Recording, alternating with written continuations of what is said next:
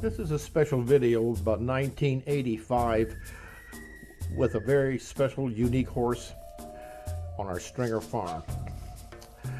Muhammad Ali, Viceroy of Egypt for over 200 years ago, had a great passion for fine horses. So we invited all the horsemen and their horses to an equestrian festival. The festival was a trap, and he killed all the horsemen, kept their horses. And one of the reasons why I'm telling you this story primarily is that Muhammad Ali and his grandson Abba Pasha started a breeding program which goes on even today, called Straight Egyptian. So all the horses that you see here are direct descendants of that atrocity and massacre.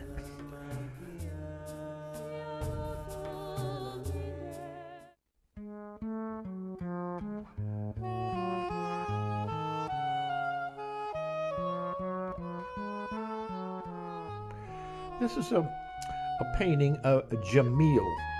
Jamil is from Germany. He's the European halter grand champion of 7 foreign countries. And the Ansata stud shipped him over here to Arkansas for 1 breeding season. He's such a graceful, beautiful animal that it would be a privilege if we could just talk Ansata stud in accepting an outside mare. Because we have a beautiful mare that is also bloodlines go back to Abba Pasha and the massacre. Look how he floats. Isn't that something? Now this is our mare, Sandalina. She's a Babson mare. Henry Babson invented the milking machine and bought the rights to the motion picture company. And this is our foal. He was such an ugly little toad when he first popped out. And all of a sudden the signs that he might turn into a prince. This is where he's 6 months old. And his conformation looks very promising, and his attitude is just really super.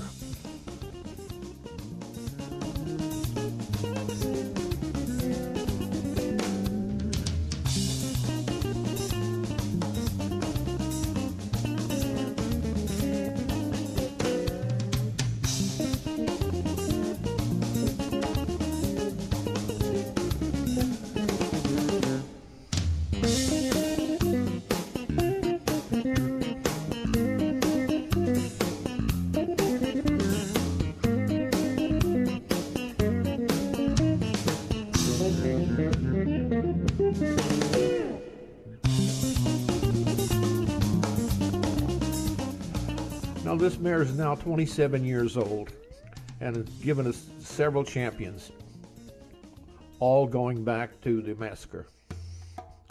Now this is 6 months later. This is a training session with Darlene, trying to teach Samil, to walk shoulder to shoulder. And if you notice, he just wants to play. He doesn't want to behave.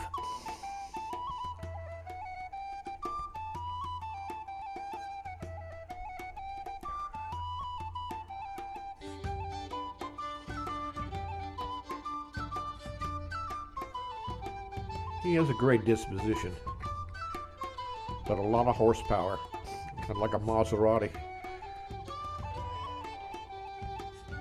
He's beginning to lift his legs now and cock his head. So we decided we would show him in his yearling year locally. That would be Oklahoma City to St. Louis, Des Moines to Arkansas. He was in the money every time. We had to find a trainer for him, and there's all kinds of ways of training young horses. We wanted a trainer that would not use their whip, and so we decided on Sue Fair.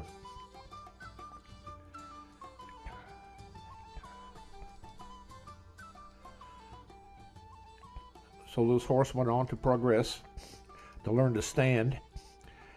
And Darlene showed him, as an amateur, his yearling year. Here she is in one of the shows at the American Royal. Bit to dust. Now there's a loose stallion in the ring with all other stallions, which is a kind of a dangerous situation. They want to get a hold of him and bring him back. Here's Darlene now, showing him he's standing still. Now if he can just stretch his neck. There we go. Could knock her over again if she's not careful.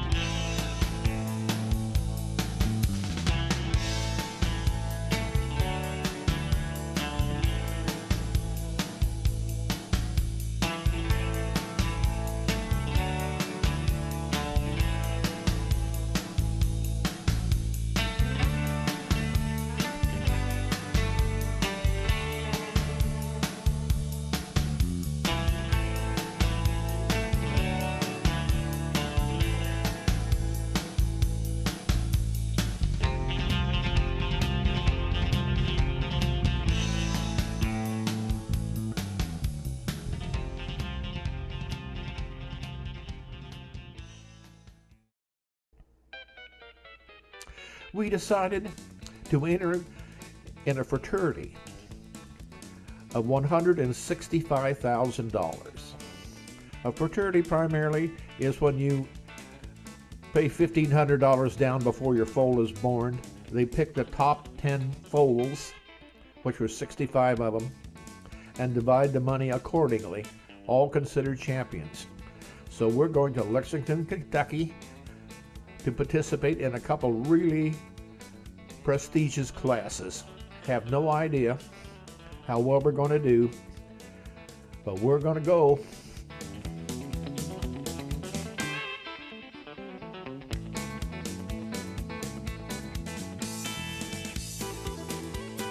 Halfway there, here's St. Louis Arch. 2 more 100 miles to Lexington, the home of the Equestrian Horse Park. Now this is the Egyptian event at 1988. It's held once a year at this Equestrian Horse Park. They have Gillette jumping finals races here. They have John Henry, won $9 million. I read him till he was 9 years old. About 5,000 people attend here per day, tourists that is. Every species of horse, small as large, are housed and trained here. So in the show that we are at, the Egyptian event, is probably going to be around 500 horses participating. So with so many horses, you have to go through several classes before you get to the finals. These are tourists, of course, taking a leisure ride.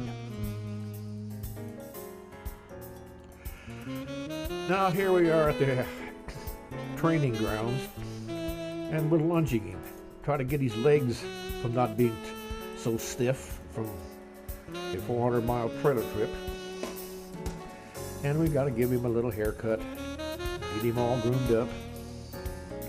It's kind of like Mr. America contest for 3-year-olds.